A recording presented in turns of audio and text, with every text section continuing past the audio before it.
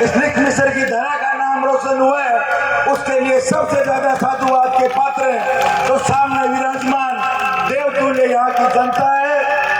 और इस गौशाला कमेटी के अंदर अपना पूरा जीवन लगाकर और समर्पण भाव से काम करने वाली पूरी आयोजक कमेटी का मैं धन्यवाद ज्ञापित करता हूँ, साधुवाद ज्ञापित करता हूँ कि जिस चीजान से पिछले दिनों के अंदर आपकी गांव की कमेटी ने काम किया है, आसपास के गांव के अंदर बहुत शानदार और जानदार संदेश गए हैं। लंबे समय से गांव के अंदर जिस प्रकार की समस्याओं से हमारा क्षेत्र गुजर रहा है, आज डूंगर तहसील मुख्यालय से जब मैं लिख मिस्र की जागरण के लिए आया तो रास्ते में जिस भी गांव में मुझे जवान और किसान मिले तो उन्होंने एक ही बात कही कि आज का जागरण बहुत महत्वपूर्ण है और ऐतिहासिक होने जा रहा है, क्योंकि इस जागरण के अंदर पूरे राजस्थान के अंदर, देश और विदेश के अंदर अपना पूरा जीवन, अपनी पूरी जवानी और अपना सर्वस्व गायों के लिए न्यौछावर करने वाले आधुनिक युग के वीर तेजाजी के सिद्धांतों पर और संघर्षों पर चलने वाले मेरे नौजवान भाई और मुंडे हमारे बीच में पहुंचे, हमारे बीच में पधारे। मैं आप सबसे अनुरोध करता हूं कि दोनों हाथ ऊंचा करके जोरदार तालियों के साथ में इनका स्वागत और अभिनंदन करें। ये हम सबके लिए गौरव का विषय है। आज का दिन लिख मिस्र की धरती के लिए ऐतिहासिक दिन है। इनका जज्बा, इनका सेवा और समर्पण गौ मात के लिए इनका जो प्रतिदिन का संघर्ष है, ये सच्चाई है कि विदेश में बैठा भी भारत का नागरिक टकटकी लगाकर इनके जागरणों को देखता है। मैंने महसूस किया इस चीज को। मेरे साथ में एसएमएस हॉस्पिटल में डॉक्टर रहे, आज की तारीख में अमेरिका के न्यूयॉर्क में बैठे डॉक्टर गंगाधर कासनिया भी यूट्यूब पर इनका हर जागरण देखने का प्रयास करते हैं। उनके मन के अंदर एक भावना, एक प्रेम और समर्पण,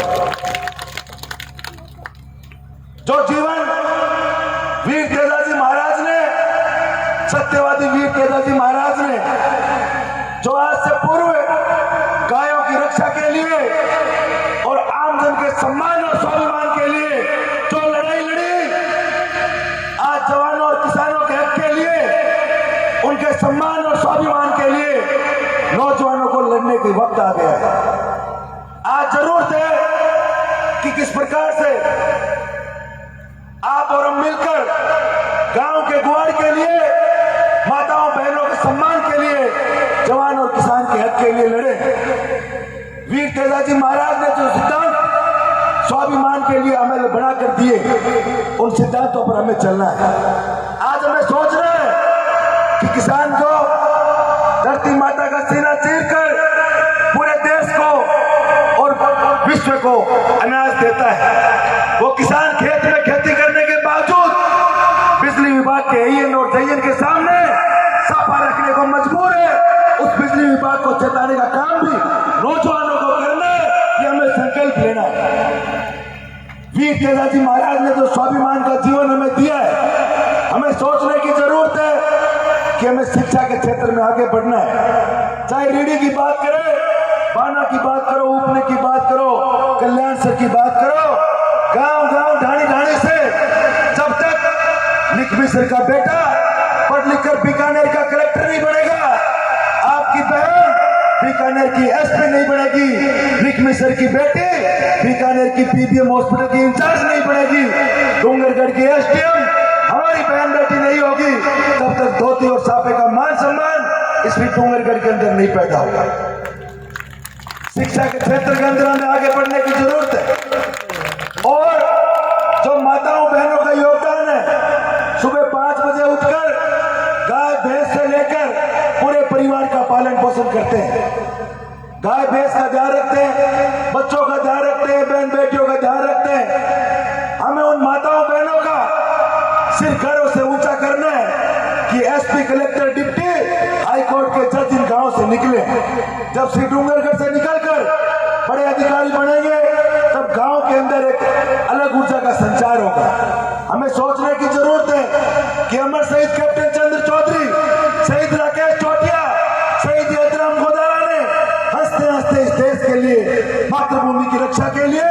श्री डूंगरगढ़ का मान और सम्मान बढ़ाया, उसकी वीर भूमि पर आप और हम बैठे हैं।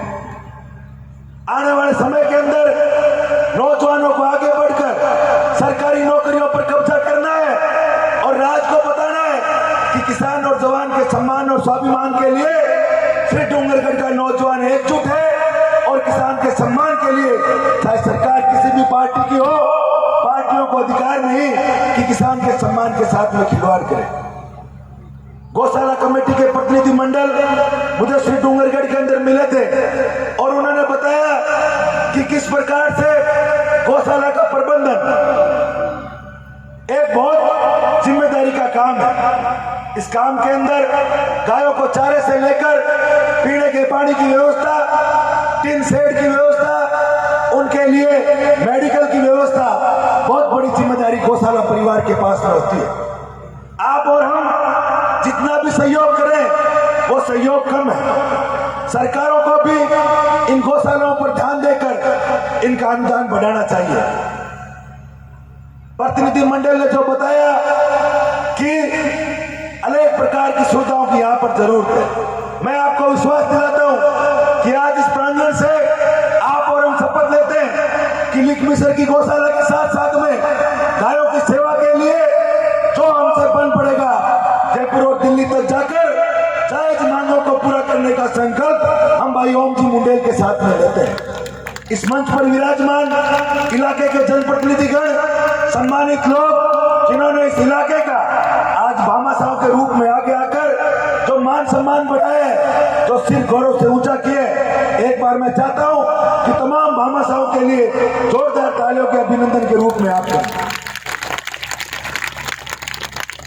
सब लोगों के साथ में श्री डूंगरगढ़ विधानसभा की गांव ढाणी की, चाहे बिजली की समस्या हो, चाहे पानी की समस्या हो, चाहे शिक्षा और स्वास्थ्य की समस्या हो, आपका बेटा, आपका भाई डॉक्टर विवेक माचरा हमेशा आप लोगों के लिए सड़कों पर आपको लड़ता मिलेगा। मैं नौजवान भाइयों को विश्वास दिलाना चाहता हूँ कि आने वाला समय युवाओं का है और इस गौ सेवा के अंदर युवाओं को बढ़ चढ़ कर भाग लेना है। मैं तमाम लोगों को मेरी तरफ से विश्वास दिलाता हूं कि गौ सेवा कमेटी जो मुझे आशीर्वाद देगी, जो मुझे मार्गदर्शन करेगी, हमेशा उनके लिए हाजिर रहूंगा। बहुत बहुत धन्यवाद। जय हिंद, जय भारत। राम राम साहब। बहुत बहुत धन्यवाद डॉक्टर साहब। एक बार पुनः तालियों से स्वागत है। अपनी जोशीली ओजस्वी वाणी से हमें सबको लाभान्वित किया, युवाओं को ऐसा एक मार्गदर्शक के रूप में उगाड़वा दिया। जबकि डॉक्टर साहब बात बोली ना, 5% भी जे माए उतर गई तो अपनो तो जीवन सफल हो गयो।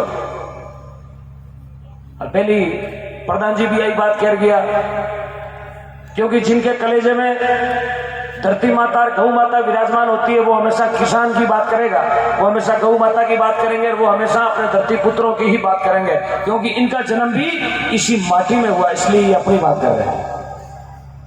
तो बहुत बहुत धन्यवाद है माचरा जी आपका। मुझे भी आपके दर्शन लाभ का जो अवसर मिला है, काफी समय से मैं आतुर था कि मुझे बड़े भाई साहब विवेक जी मात्रा साहब के दर्शन हुए, लेकिन आज गौ माता तेजा जी महाराज, बिगो जी महाराज की असीम कृपा हुई और आपकी ही जन्मभूमि में मुझे दर्शन हो गए। बहुत बहुत धन्यवाद, बहुत बहुत साधुवाद।